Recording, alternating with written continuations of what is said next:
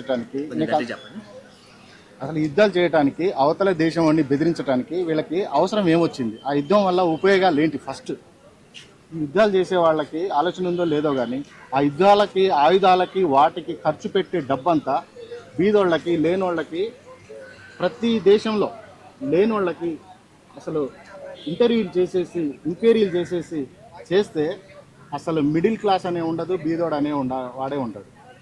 యుద్ధం వల్ల అయితే ఉపయోగాలే లేవు. ఉపయోగాలు ఉన్నాయి దేవుడికంటే ఆ దేశంలో పనిచేసే నాయకులకు తప్ప. ఏ దేశ నాయకుడైనా, ఈ అమెరికా కానీ, ఇరాన్ కానీ, ఈ దేశ నాయకులు నలుగురు కూర్చొని ఎక్కడైనా సరే మేము నలుగురమే కూర్చొని దీని గురించి చర్చించుకుంటాము, మేమే ఇక్కడ తేల్చుకుంటామని చెప్పేసి వాళ్ళు బయటకు వస్తున్నారా? వాళ్ళ ఇండ్లలో ఉండి మీడియాల ముందు ఉండేసి వాళ్ళు ఆర్డర్ ఇచ్చినట్టుగా ఒక్కొక్కళ్ళు దీనికి ఇట్లా చేయండి, దానికి అట్లా చేయండి అని యుద్ధాలు చేసేసి పంపిస్తున్నారు. యుద్ధం చేసే వాళ్ళందరినీ ఇట్లా పంపిస్తుంటే వాళ్ళు వచ్చి ఆ దేశం మీద ఆ బాంబులు వేస్తే ఎవరు బలవుతున్నారండి? ఈ సమాజంలో ఎవరు బలయ్యేది? అమాయకులా కాదా? యుద్ధం చేసే వాళ్ళల్లో యుద్ధం చేసే సైనికులు కూడా బలవుతున్నారు, అవునా కాదా?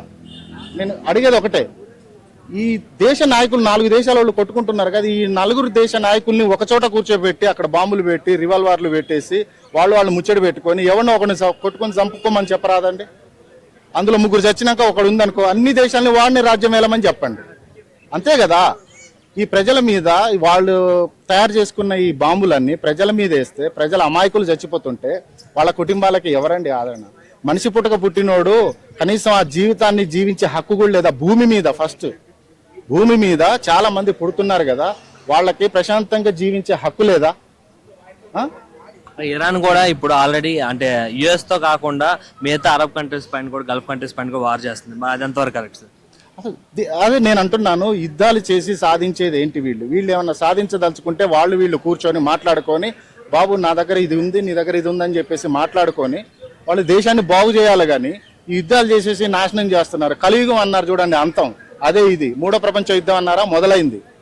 ఇప్పుడు సమాజం మేలుకోవాలి, ఒకరికొకరు తిట్టుకోకుండా, కులమత భేదాలు లేకుండా మనం ఎవరిని సాయం చేయాలని చెప్పేసి ముందుకొచ్చేసి యువత కానీ ఇప్పుడున్న సమాజం అర్థం చేసుకొని ముందుకొచ్చేసి తోడ్పడి ఒకరికొకరు సాయం చేసుకుంటూ బతికి ఈ జీవితాన్ని ధన్యం చేసుకోవాలి. కానీ ఈ యుద్ధాల కారణంగా ఒరిగేది ఏమీ లేదనండి, నాకు తెలిసింది చెప్తున్నాను. యుద్ధాలు చేయాలి అనుకుంటే సైనికులు కాదు, ఆ దేశ నాయకులు ఎవరు ఉన్నారో, ఈ 4 దేశాల నాయకులు, ఆ నలుగురిని ఒక చోట కూర్చొని మాట్లాడుకోమనండి, కొట్టుకొని చావమనండి. అందులో బతికున్నోడికి అన్ని దేశాలను వాడిని రాజ్యం వేయమని చెప్పండి.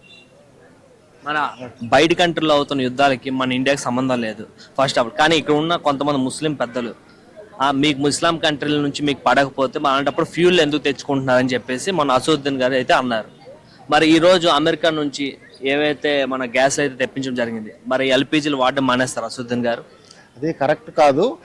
ఎందుకు అని అంటే వెనకటి నుంచి వస్తు మార్పిడి ఉన్నాయన్నారు. 100 సంవత్సరాల నుంచి వస్తు మార్పిడి జీవితాలే నడిచినాయి. వ్యాపారాలు ఎట్లా అంటే ఒకళ్ళ దగ్గర ఒక పంట ఉంటే, ఒకళ్ళ దగ్గర ఒక పంట ఉంటే ఆ పంటకు మార్చుకొని జీవితాలు గడుపుతూ 100 ఏళ్ళు చక్కగా బతికారు.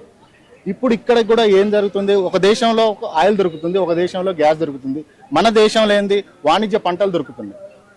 అక్కడ పంట ఆహారం లేనప్పుడు మన ఇండియా నుంచి వాళ్ళకి పంటలు పంపిస్తున్నాం. అక్కడున్న వాళ్ళు పంపించే ముడి సరుకుని తీసుకొని మనం వాడుకుంటున్నాం. అలా ఉండాలి. కానీ ఇది ఇట్లా యుద్ధాలు చేసుకొని వీటిని బంద్ చేసుకోవడం వల్ల మన ఇండియాకి కొంచెం ఏంటంటే ఆదాయం తగ్గుద్ది. ఫస్ట్ ఖర్చులు పెరుగుతాయి, ఆదాయం అయితే తగ్గుద్ది. ఎందుకంటే వ్యాపారం చేసేదే ఇండియా. మనకు వ్యవసాయ రంగంలో కానీ ఆర్థికంగా మనకు ఇండియా చాలా ముందుంది.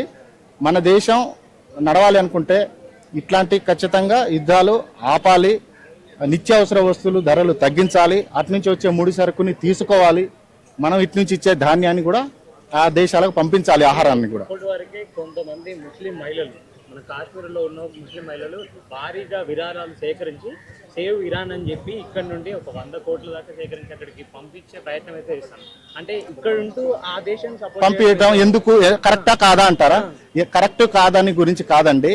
ఏ దేశం అయినా సరే ఒక దేశం ఆగమైపోతుందంటే ఏరే దేశం వాళ్ళు ఎవరు చూసుకుంటూ ఉండలేరండి. మన ఇండియానే కాదు, మన ఇండియా నుంచి కూడా చూడండి ఎన్ని దేశాల వాళ్ళకి మనం విరాళాలు ఇవ్వలేదు. మీరు ఆలోచించండి. చరిత్రతో అవ్వండి, ఆలోచించండి. అంటే యుఎస్ అక్కడ ఉన్న ప్రజలకు కాకుండా కంట్రీ ఆర్మీ పైన అయితే దాడులు చేస్తుంది. మరి అలాంటప్పుడు ప్రజలకైతే ఏం అవ్వట్లేదు కదా, అలాంటప్పుడు ఇండియా నుంచి సపోర్ట్ చేయాల్సిన అవసరం ఏముంది సార్? అక్కడ ఇప్పుడు వాళ్ళు యుద్ధాలు చేస్తున్నారు అని అంటే ఆ దేశాన్ని సపోర్ట్ ఇండియా నుంచి ఎందుకు చేయాలి అని కాదు. ఇక్కడ ఏంటంటే మనకు ప్రతి దేశంతో పని ఉంటుంది, అటు నుంచి వచ్చేది మనకు అవసరం కాబట్టి ఒకరికొకరు సాయం చేసుకుంటూ పోవాలి, కానీ యుద్ధాలు మాత్రం మానేయాలని చెప్పేసి నా ఉద్దేశం. అంటే ఇప్పుడు ఇరాన్ కాబట్టి అది ఒక ఇస్లామిక్ కంట్రీ కాబట్టి ఇండియా నుంచి ముస్లిం సపోర్ట్ చేస్తానని చెప్పి అలా చూడాలా, లేదంటే మొన్న అయిన ఏదైతే బంగ్లాదేశ్లో హిందువులు చంపారో అప్పుడు ఎందుకు సపోర్ట్ చేయాలని చెప్పి చూడాలా? ఈ హిందూ ముస్లిం అనేది ఏంటంటే ఈ కులమత భేదాలన్నీ, ఈ కులాలన్నీ మనం ఏర్పాటు చేసుకుని దీంట్లో కావాలని చెప్పేసి కులమత భేదాలని అంటగట్టుకొని ఈ తెలిసి తెలియని వాళ్ళు రకరకాలుగా వైరల్ చేసుకొని ఇది చేసుకుంటున్నారు. కానీ ఇండియాలో ప్రేమాభిమానాలు, కులమత భేదాలు ఏమీ లేవు. అసలు అందరూ ప్రేమగా కలిసి ఉండేదే ఇండియా. వేరే దేశాల్లో ఇలా కలిసి ఉండరు. వేరే దేశాల్లో కులమతాలకి అతీతంగానే బతుకుతారు, కానీ మన ఇండియా మాత్రం కులమతాలకు అతీతంగా ప్రేమగా ఉండేది మన ఇండియా. కానీ కొంతమంది చేసే దాని వల్ల అందరిపైన ఎఫెక్ట్ పడే అవకాశాలు ఉన్నాయి కానీ సార్. ఖచ్చితంగా ఉంటుంది కదా. ఇప్పుడు ఎవరెవరో చేసే ఈ చిల్లర మాటలు కానీ ఏదైనా చేస్తూ ఉంటే అది అందరి మీద ఎఫెక్ట్ పడతా ఉంటుంది, అవునా కాదా? అది ఆలోచించండి.